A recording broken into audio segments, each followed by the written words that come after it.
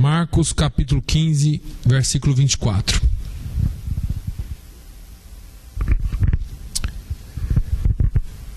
E havendo crucificado, repartiram os seus vestidos, lançando sobre eles sortes, para saber o que cada um levaria. E era a hora terceira, e o crucificaram.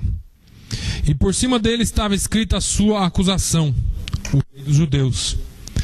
E crucificaram com ele 2 salteadores, um à sua direita e outro à esquerda.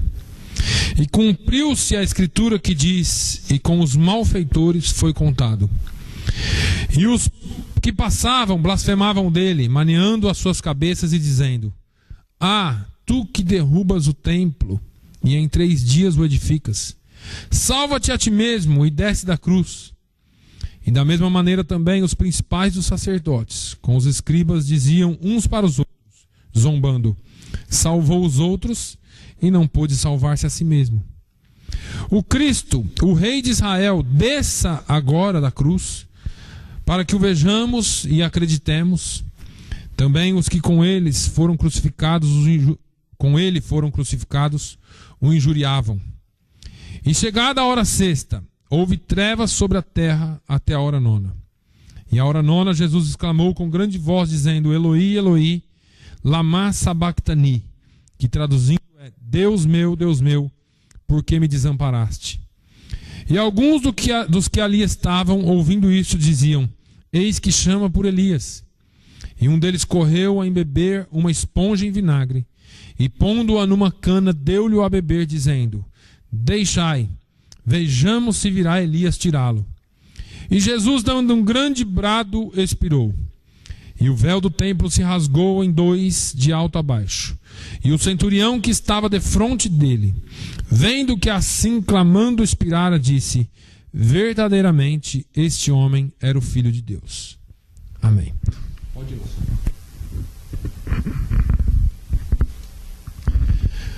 Nós,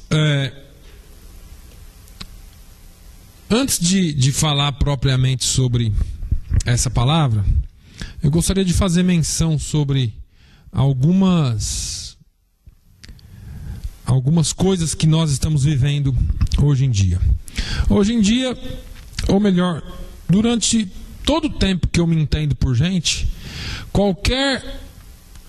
a maioria das pessoas que você parar na rua, se perguntar se eles acreditam em Jesus, se eles creem em Deus, a maioria das pessoas sim, dizem que sim.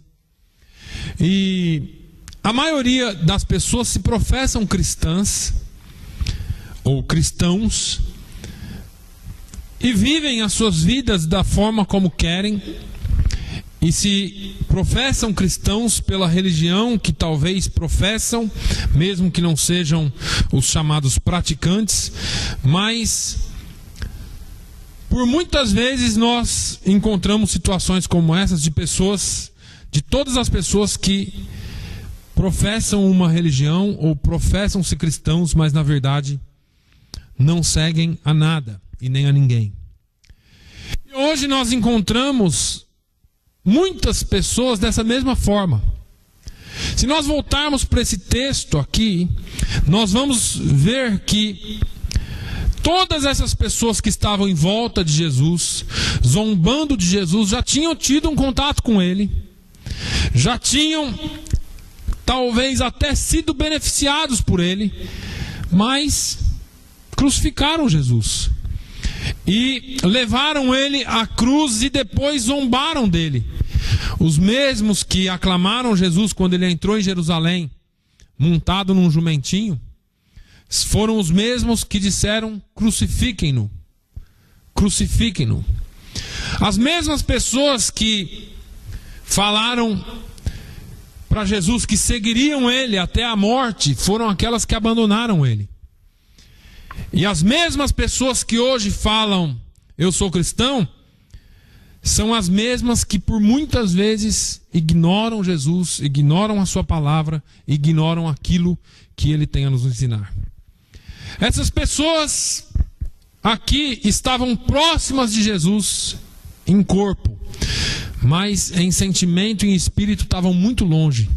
E eu queria falar hoje um pouquinho sobre perto da cruz e de Jesus, mas longe do sangue dele. Porque a Bíblia nos diz que o sangue de Jesus é que nos purifica de todo o pecado. Jesus disse: e conhecereis a verdade, e a verdade vos libertará. Você pode até saber que existe Jesus, e Ele existe, mas enquanto você não conhecer Jesus, você não será liberto. Enquanto você não tiver um contato pessoal com Ele, você não pode ser liberto, porque não é a verdade que liberta, é o conhecimento da verdade que liberta. A verdade está lá para qualquer um, mas você precisa conhecê-la. E Ele disse: eu sou o caminho e a verdade e a vida, ninguém vem ao Pai senão por mim. E você pode perguntar: mas como que é esse negócio de sangue? Por que é que eu tenho que estar sob o sangue de Jesus? Por que é que eu tenho que ser lavado pelo sangue de Jesus? E a Bíblia responde isso claramente em Hebreus 9 e versículo 22, que diz que quase todas as coisas, segundo a lei, se purificam com o sangue. E o escritor aos Hebreus termina dizendo: e sem derramamento de sangue não há remissão. Sem que houvesse o derramamento, não havia remissão. Por isso que antigamente eles matavam os bezerros, matavam os carneiros, matavam as ovelhas, porque esse sangue servia para cobrir pecados. Quando Jesus veio, João Batista disse: eis aí o Cordeiro de Deus que cobre o pecado do mundo. Não, ele diz: eis aí o Cordeiro de Deus que tira o pecado do mundo. Todos os outros sangues cobriam o pecado, mas o Cordeiro de Deus, ele tira, ele limpa, ele perdoa e ele faz de você uma nova criatura. Remissão não é cobrir pecados. Remissão é tirar pecados, é perdoar pecados. Por mais próximo da cruz ou por mais próximo de Jesus que você pensa estar, se você não passou pelo processo da remissão, que significa confissão de pecados a quem? A Deus, e reconhecimento que só Jesus é o Senhor, você não pode ser perdoado dos seus pecados e muito menos alcançar a vida eterna. Existem aqui nesse texto pelo menos 3 classes ou 4 classes de pessoas que estavam ali do lado da cruz, que passaram pela cruz, que às vezes tocaram em Jesus, mas não foram tocados por Ele. Passaram pelo caminho da cruz, mas não passaram pelo sangue dele. O primeiro grupo que eu encontro aqui e que nós podemos ver como pecadores, porque, irmãos, se tem uma coisa que a gente vê é o pecado dos outros. Eu não canso de falar isso. Os outros erram em tudo, nós não erramos em nada. Os ladrões eram pecadores e ninguém podia dizer o contrário. Eles mesmos disseram, um deles disse: olha, nós somos pecadores, nós estamos aqui porque erramos. Este, porém, não fez nada para que estivesse aqui. Ninguém duvidava que eles eram pecadores, e eu quero te dizer, não duvide do seu pecado, porque a Bíblia diz em Romanos 3:23 que todos pecaram e destituídos estão da glória de Deus. Qualquer ser humano peca, nasce em pecado. A Bíblia diz que nós nascemos da semente do pecado. Esses homens estavam pagando pelos seus pecados e morreram pelos seus pecados. Agora, nenhuma coisa que nós façamos para pagar os nossos pecados é suficiente para nos perdoar os nossos pecados.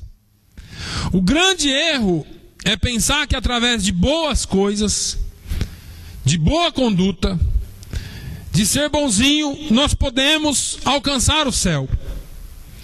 Porque nenhuma ou nada que nós façamos, nenhuma obra que eu e você façamos, pode perdoar os nossos pecados. Romanos 6:23 diz que o salário do pecado é a morte, mas o dom gratuito de Deus é a vida eterna por Cristo Jesus, nosso Senhor. Romanos 5:8 ainda diz que Deus prova o seu amor para conosco, em que Cristo morreu por nós, sendo nós ainda pecadores. A grande dúvida que muitas vezes o inimigo tenta colocar na nossa cabeça é: se Ele é Deus, se Ele é um ser tão poderoso, se Jesus é Deus, por que Ele morreria por alguém como eu? Mas foi isso que Ele fez. João 3,16 diz o porquê. Porque Deus amou o mundo de tal maneira que deu o seu único filho, seu filho unigênito, para que todo aquele que nele crê não pereça, mas tenha vida eterna. Você fala assim: eu acredito em Jesus, mas o verbo crer aqui não é acreditar, o verbo crer aqui é recebê-lo e andar nos seus caminhos, é servi-lo. Esses homens, esses dois pecadores, ladrões, estavam do lado dele na cruz, pagando pelos seus pecados, não podiam sair dali, não podiam se salvar a si mesmo, mesmo morrendo pelos seus pecados. Eles eram pecadores, assim como eu e você somos. Um deles alcançou a salvação, porque reconheceu o seu pecado. No outro evangelho diz que ele pede a Jesus e diz: Senhor, lembra-te de mim quando entrares no teu reino. E por causa dessa expressão, por causa dessa afirmação, desse pedido dele, porque ele começou afirmando Senhor, ele reconheceu que Jesus era Senhor. Lembra-te de mim quando entrares no teu reino. Ele viu que Jesus tinha um reino, que era rei. E Jesus logo deu uma palavra, uma promessa para ele: hoje mesmo estará comigo no paraíso. Todos aqueles que voltam-se para Jesus, todos aqueles que se arrependem dos seus pecados e reconhecem Jesus como Salvador, alcançam misericórdia, alcançam a salvação e o perdão dos seus pecados, porque o sacrifício já foi feito. Jesus já morreu. Agora é uma questão de entender e aceitar isso. E mais do que tudo, tê-lo como Salvador e tê-lo como Senhor da sua vida. Porque Salvador todo mundo quer ter, né? Ah, Jesus salva, Jesus faz. Tê-lo como Senhor é que é difícil. Porque envolve mudança de vida, envolve mudança de comportamento. Mas existia um outro grupo de pessoas aqui. Quando nós olhamos, nós vamos ver que a multidão que estava ali, os que passavam, blasfemavam, dizendo: tu que derrubas o templo em 3 dias e o edificas, salva-te a ti mesmo e desce da cruz. Eles estavam fazendo alusão a uma palavra que Jesus tinha dado. Ele disse: eu tenho o poder para derrubar esse templo em 3 dias e reedificá-lo.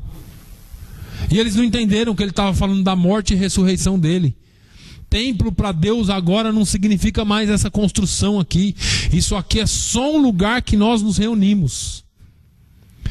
Essa edificação aqui, edificada pela mão de homens, não significa mais nada para Deus. O que significa para Deus agora é que Paulo disse: vós sois o templo do Espírito Santo. Pedro fez essa afirmação também. Ele disse assim, que Deus não habita em templo feito por mãos de homens. Ele só habita em templo feito pelas suas próprias mãos.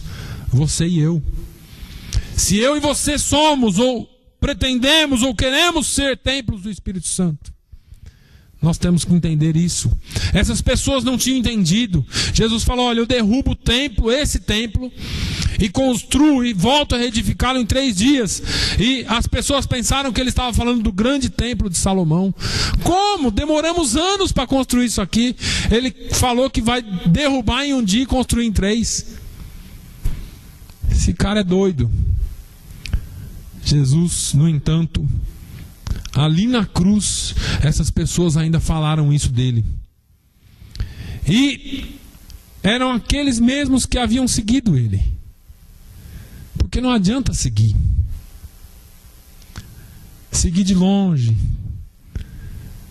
Eu sei que ele faz, eu sei que ele pode, mas você é um seguidor. Você fica de longe olhando para Jesus. Quando ele te chama para um relacionamento junto, do lado dele, com ele, para viver o que ele tem para você, para viver o que ele tem de melhor para você.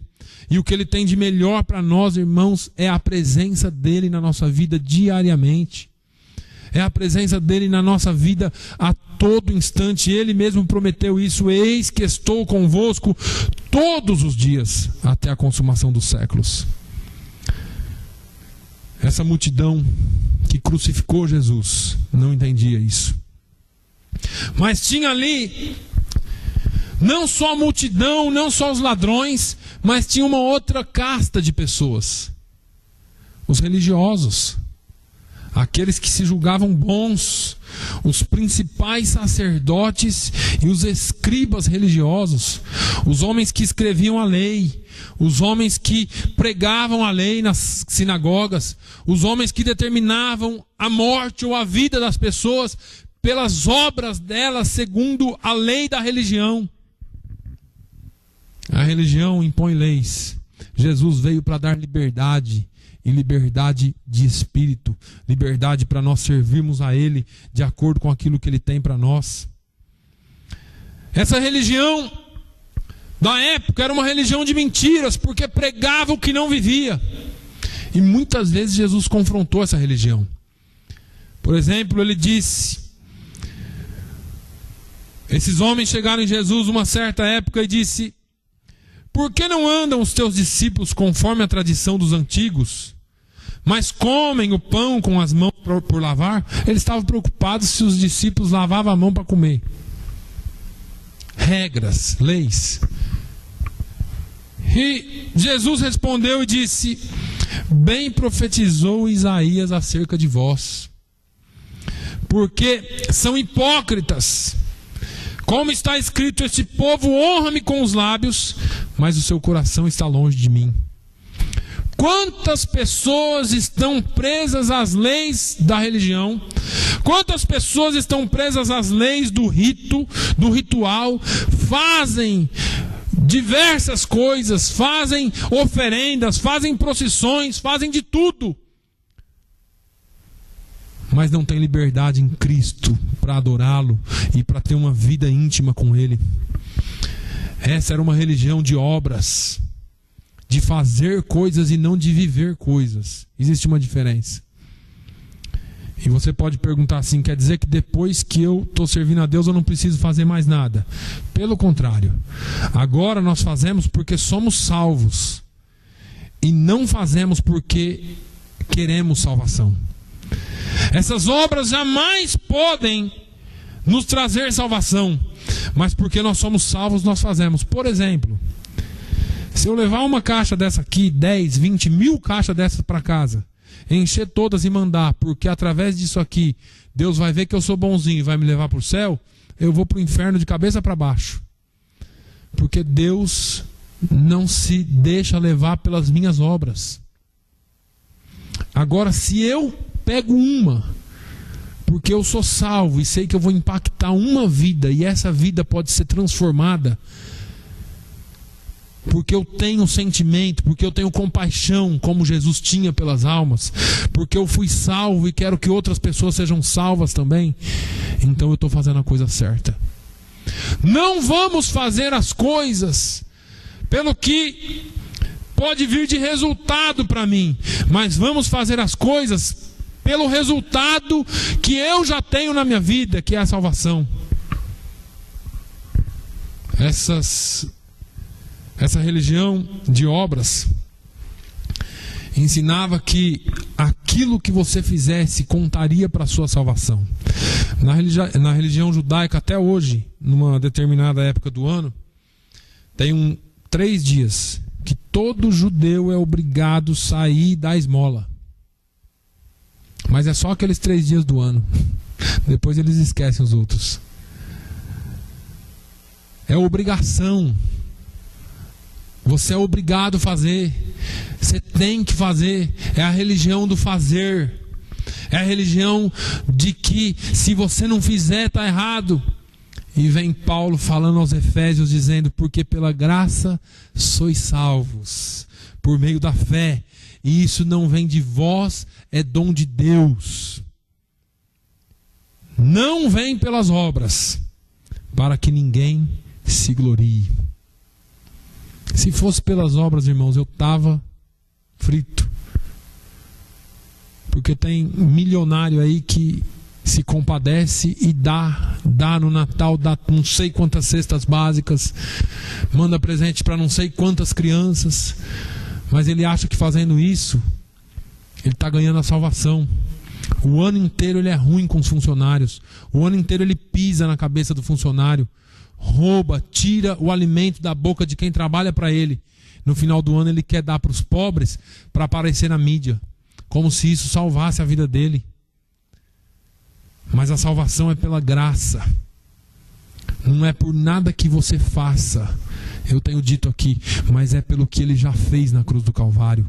Quando ele morreu por mim e por você, quando ele derramou o seu sangue, e só através do sangue de Jesus é que eu e você temos salvação. Mas tinha também a posição do centurião lá. E eu estou falando dos pecadores que estavam lá, das pessoas que estavam na cena da crucificação. Nos tempos bíblicos, antigamente, os cargos eram concedidos com base na família em que a pessoa nascia. Em alguns lugares é assim até hoje, né? Se você é filho de político, você vai ser político. Se você é filho de pastor, você vai ser pastor. E assim por diante.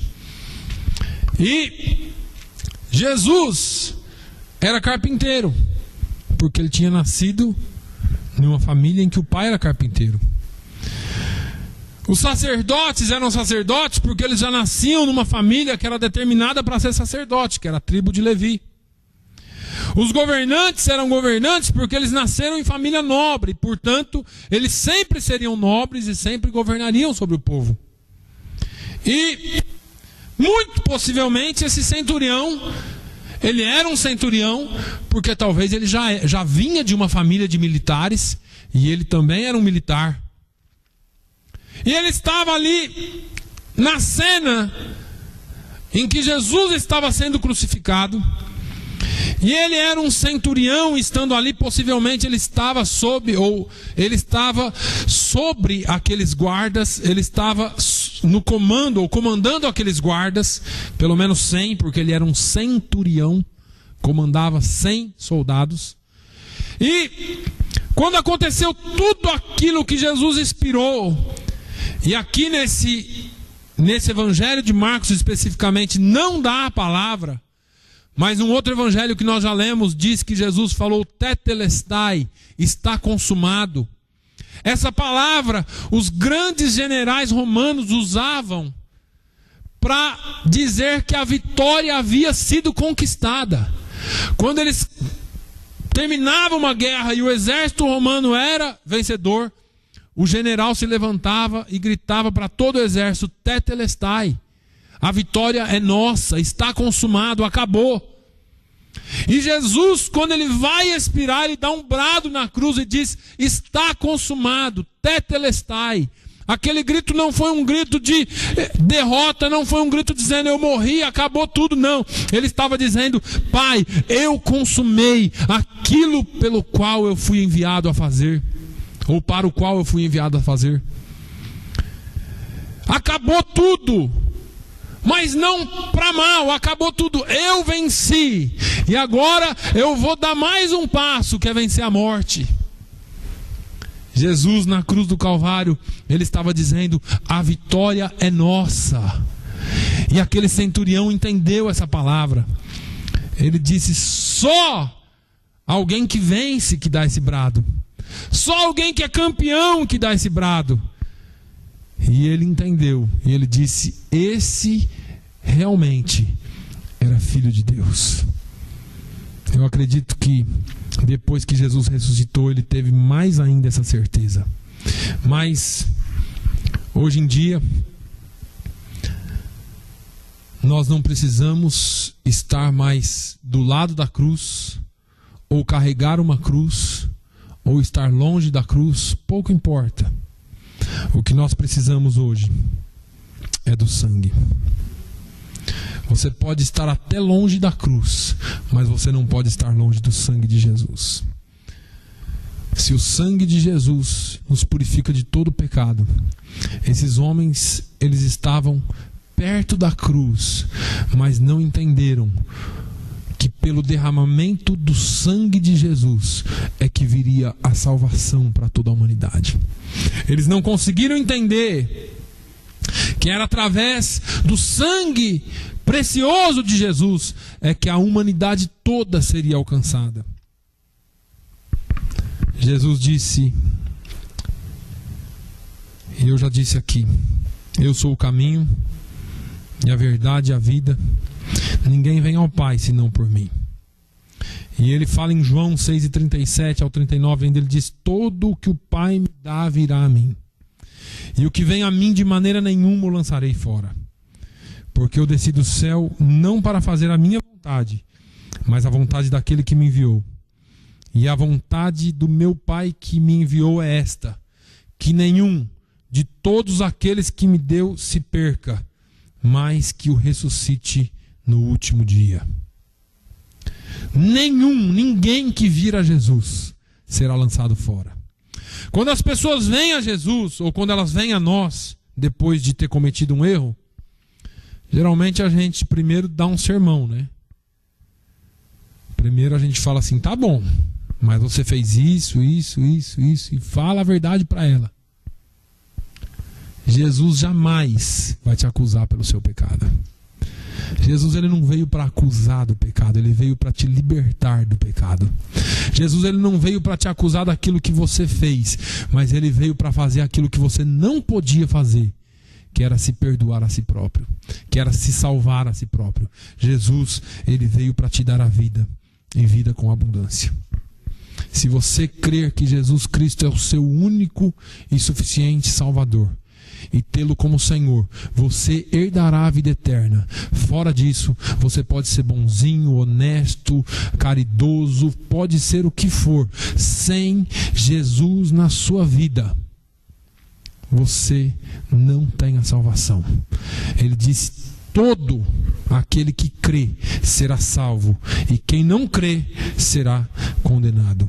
Se você vir a Ele, Ele salva, Ele perdoa, Ele liberta e Ele dá uma nova vida. Feche seus olhos. Pai, eu te agradeço por mais essa oportunidade que o Senhor nos deu de estarmos na Tua presença, falando um pouquinho sobre a Tua palavra. Um evangelho simples, ó Deus. Nós não temos aqui muitas palavras bonitas e muito cheias de decorações ou decorativos para falar, ou eloquência para falar, mas nós temos a Tua palavra. O Teu evangelho é simples, o Teu evangelho é isso, que o Senhor veio ao mundo, nasceu por obra e graça do Espírito Santo através da Virgem Maria, viveu entre nós, fez boas obras, venceu o pecado, venceu as tentações, curou, transformou, libertou os cativos e morreu para nos dar a salvação. E ao terceiro dia o Senhor ressuscitou em glória, em majestade e, meu Deus, tomou a chave da morte do inferno e tem poder sobre todas as coisas. Pai, é por isso que nós estamos aqui, porque nós cremos que o Senhor veio para nos dar vida eterna, vida com abundância, não uma vida curta, não uma vida sem graça, não uma vida em que nós soframos o tempo todo, mas uma vida que mesmo em meio às dificuldades nós possamos estar perto de Ti e agradecer-Te a cada dia pela vida que o Senhor tem nos dado. Pai, no nome de Jesus, fala conosco, fica conosco, transforma corações, uma vez que a salvação é algo individual, uma vez que a salvação é algo pessoal, e que não sou eu que posso convencer ninguém, mas é o Teu Espírito. Que o Teu Espírito Santo trabalhe em cada coração e nos dê a paz. Dê-nos um término de domingo abençoado. Dê-nos uma semana abençoada na Tua presença. Guarda-nos, proteja-nos, visita também aqueles que não puderam vir. E cure aqueles que precisam de uma cura. Aqueles que estão doentes, visita. É o que eu te peço no nome de Jesus. Que o amor de Deus, a graça do nosso Senhor e Salvador Jesus Cristo, a comunhão e a consolação do Espírito Santo seja sobre todo o povo de Deus, hoje e sempre. Todos digam...